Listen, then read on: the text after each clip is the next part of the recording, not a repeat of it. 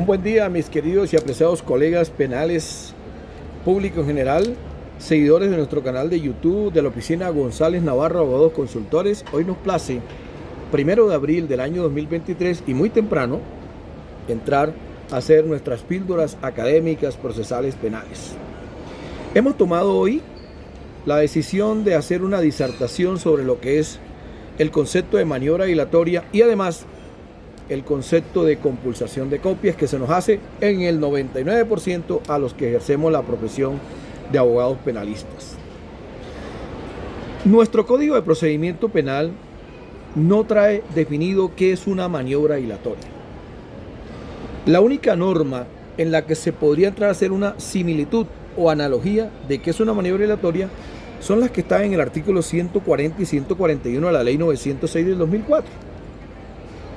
Por supuesto, se puede asimilar que una maniobra dilatoria es aquella que obstruye el real ejercicio de la administración de justicia en todos sus niveles. Pero ha sido, por supuesto, la jurisprudencia de la Sala de Casación Penal y de algunos tribunales destacados del país los que se han ocupado de qué es una maniobra dilatoria.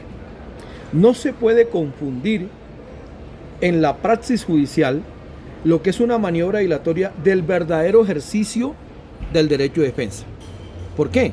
Porque si el Código de Procedimiento Penal contempla la interposición de recursos, nulidades y el ejercicio contradictorio de la prueba bajo criterios dialécticos, serios y fundamentados, eso no es sinónimo de maniobra dilatoria.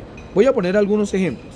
Primero, el planteamiento de una nulidad debidamente fundamentada bajo un marco fáctico jurídico no puede ser una maniobra dilatoria. Segundo, el ejercicio contradictorio de la prueba pertinente y conducente no puede ser una maniobra dilatoria. Ahora, es cosa distinta que por la dialéctica jurídica tengamos, por supuesto, superposiciones de conceptos.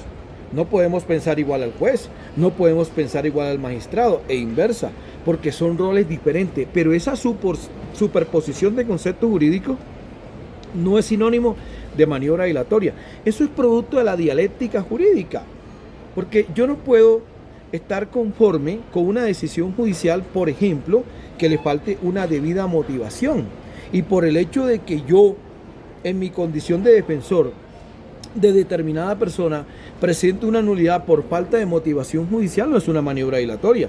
Por supuesto que tengo la carga de demostrar los principios rectores de trascendencia, taxatividad, residualidad, convalidación, etcétera, para que no se califique que mi solicitud es una maniobra dilatoria. Entonces, en Colombia ha venido haciendo carrera que cuando un defensor es aguerrido desde el punto de vista jurídico, se califican sus actuaciones de maniobra dilatoria. Cuando presentamos una acción de tutela fundamentada contra providencia judicial, subrayo fundamentada contra providencia judicial, eso no es sinónimo de maniobra dilatoria.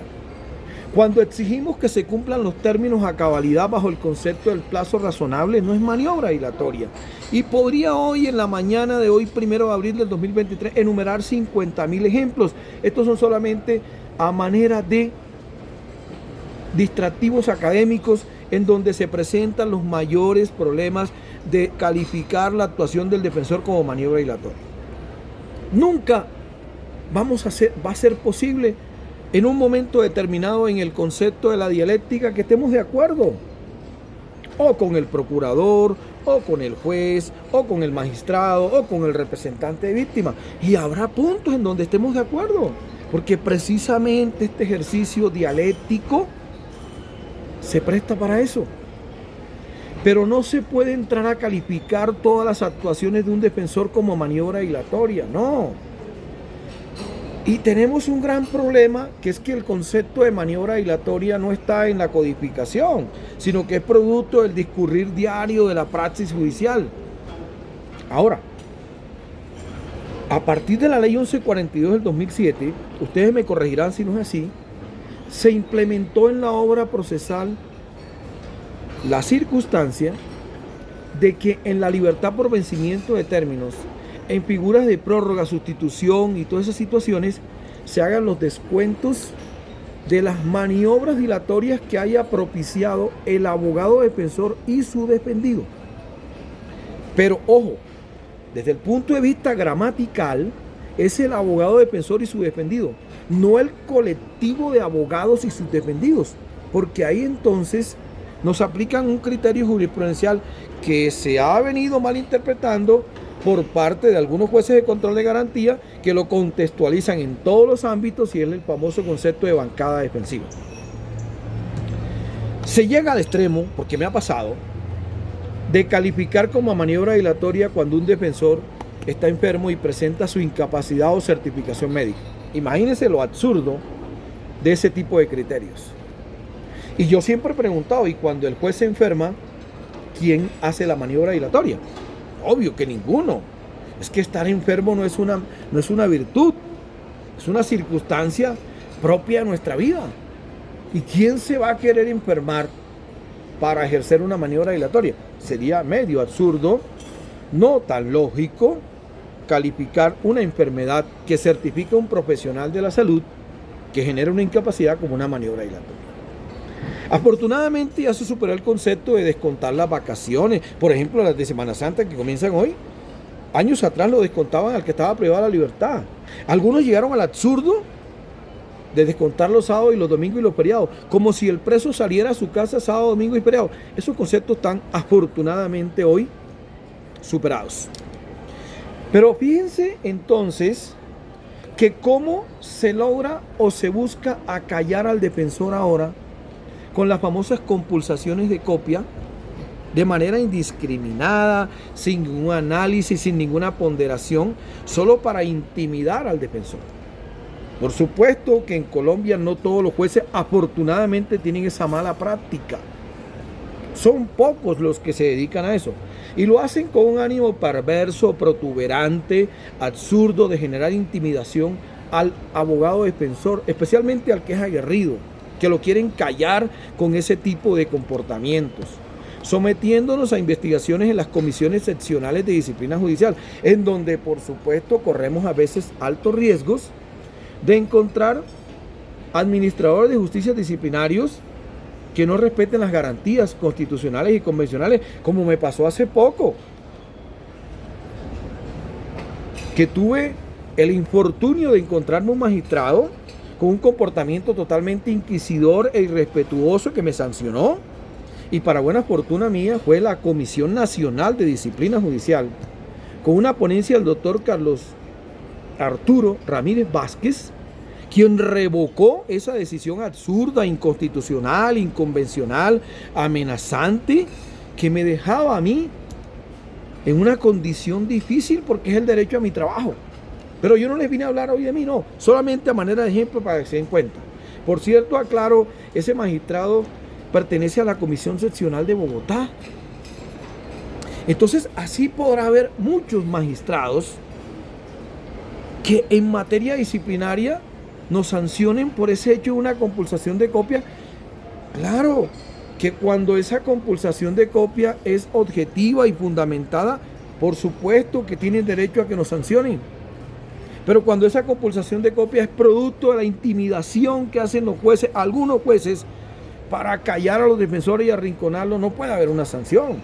No puede ser eso. Entonces, queridos amigos, estos conceptos de maniobra dilatoria y compulsación de copia parece que fueran de la mano. Por supuesto, insisto, no se puede tomar estos criterios de manera subjetiva para intimidar a los abogados defensores. Nosotros, como los jueces, como los fiscales y como los procuradores y los abogados que representan a las víctimas, merecemos respeto. La profesión de abogado defensor en Colombia, especialmente penalista, no es una profesión peligro cuando la ejercemos. Por el contrario, es un peligro para nosotros cuando encontramos funcionarios que nos quieren callar con compulsaciones de copia o con calificaciones de maniobra dilatoria cuando ejercemos nuestra profesión con altura, con decoro, con ética, nunca buscando vencimiento de término bajo situaciones soterradas o subrepticias que tenten contra la administración de justicia. Cosa distinta es que por la alta demora y por la situación en que en Colombia la administración de justicia está, esos términos se venzan, pero no porque los defensores penales ejercemos ese tipo de actividades soterradas, a veces tildadas de ilegales, no. Cada caso merece un análisis distinto. No se puede tomar el criterio de bancada defensiva como si fuera un sindicato. Cada caso merece un análisis distinto. Muchas veces no podemos responder por los aplazamientos de otros colegas, porque indiscutiblemente tenemos teorías del caso diferentes, tenemos pruebas distintas, llegamos con tesis distintas a los juicios. Nuestras peticiones son diferentes. Existen contradicciones e incompatibilidades hasta en las defensas. Yo no puedo defender a X y a Y porque entre ellos hay muchas veces puntos de encuentro que éticamente no los puedo abordar. Pero eso no se puede tomar para decir que hay una bancada defensiva y entrar inmediatamente a decir que están haciendo maniobras dilatorias, que se pusieron de acuerdo como si estuviéramos actuando bajo una convención colectiva de abogados o un sindicato de abogados, donde lo que impera en el Código de Procedimiento Penal no es el criterio de bancada defensiva, sino de unidad de defensa, que es la defensa técnica y la defensa material del abogado con su defendido o con sus defendidos. Pero no un sindicato o un colectivo de abogados para decir que cuando el uno aplaza, los otros abogados tenemos que asumir ese aplazamiento bajo el criterio de bancada defensiva. Por Dios, eso en un Estado social de derecho no se puede seguir permitiendo. No significa que estemos en contra de la jurisprudencia que en algún momento determinado, en un contexto único, entró a definir el criterio de bancada defensiva. Pero es que los señores jueces de control de garantía tienen el deber, la obligación de actuar con independencia y con imparcialidad y analizar cada caso. Y se pueden apartar de ese precedente de acuerdo a cada caso, porque esto no es automático, por supuesto. Entonces, queridos colegas, defensores de Colombia, especialmente en materia penal, cada vez que hagamos un aplazamiento tenemos que justificarlo debidamente para que no califique nuestro comportamiento de maniobra dilatoria. Y por supuesto no nos vamos a exponer, por ejemplo, a encontrar magistrados que entren con una posición inquisidora como la que me pasó a mí, automáticamente a arremeter y hacer sanciones. Señores jueces de la República, ustedes merecen respeto. Señores fiscales, ustedes merecen el respeto como personas y por la función que desempeñan. Pero nosotros también merecemos respeto porque somos defensores. Y la profesión de defensor no se puede mirar como enemigos de la administración de justicia, como algunos lo miran. Ahora, algunos que no tienen ni la más mínima idea de derecho penal, o si la tienen es distorsionada, califican desde la tribuna, estilo circo romano, que cuando logramos libertades por vencimiento de término, es que todas han sido creadas bajo maniobras dilatorias. Yo a esas personas les digo, primero, estudien lo que es el concepto de maniobra dilatoria. Segundo, entienda que esto tiene varias circunstancias. La primera es la mora judicial, la segunda es la congestión del Estado y por último, sí, empiece a analizar si cada caso merece el mismo tratamiento y el mismo calificativo. Eso no puede ser automático jamás. No podemos calificar de manera desastrosa, automática, que cuando un defensor logra que su defendido se le restablezca el derecho fundamental de la libertad, que por cierto es convencional y es constitucional, no es un regalo. Señores, analicen el artículo 7.5 de la Convención. Analicen el artículo 9 del Pacto Internacional de Derechos Civiles y Políticos. Analicen los causales 4, 5 y 6 del artículo 317. Pero de manera individual, porque cada caso es distinto. No hagan ese ejercicio desmesurado y muchas veces es un ejercicio irracional e irrespetuoso de que la defensa penal está comportándose en Colombia de manera inescrupulosa.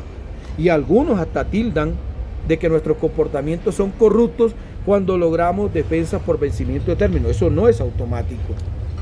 Porque es lo mismo pensar que si al fiscal se le vencieron los términos o al juez se le vencieron los términos, está actuando de manera corrupta. Muchas gracias, Dios lo guarde. Seguimos en estos ejercicios académicos desde la oficina González Navarro, construyendo poco a poco y ayudando a construir que la administración de justicia en Colombia sea eso, lo que tiene que ser una verdadera administración de justicia, no una guerra salvaje en contra del defensor. calificándolo de bandido y sinvergüenza cuando logra que, por ejemplo, su cliente vuelva a donde tiene que estar en libertad cuando el Estado ha dejado de vencer los términos. Y por eso precisamente merece un análisis particular que aquellos defensores que generen maniobras dilatorias, la sanción es descontar los términos, pero en cada caso particular, no bajo ese criterio obsesivo de bancada defensiva, porque merece un estudio particular. La Corte Suprema de Justicia, cuando generó ese tipo de precedente, no dijo que eso era para todos los casos. No, la jurisprudencia no dice eso. La jurisprudencia está inclinada a que se analice caso por caso. Y hay que analizar el comportamiento de cada abogado defensor, el comportamiento de cada defendido y aplicar los criterios del plazo razonable desde el punto de vista de la Convención Americana. Comportamiento del defensor, comportamiento del administrador de justicia, comportamiento del juez, comportamiento del defensor, pero de manera individual, no bajo los criterios colectivos de bancada defensiva. Colegas, amigos, bendiciones en el comienzo de esta Semana Santa. Hoy hemos hecho esto acá desde nuestro querido Aeropuerto Internacional El Dorado porque comenzamos un descansito merecido.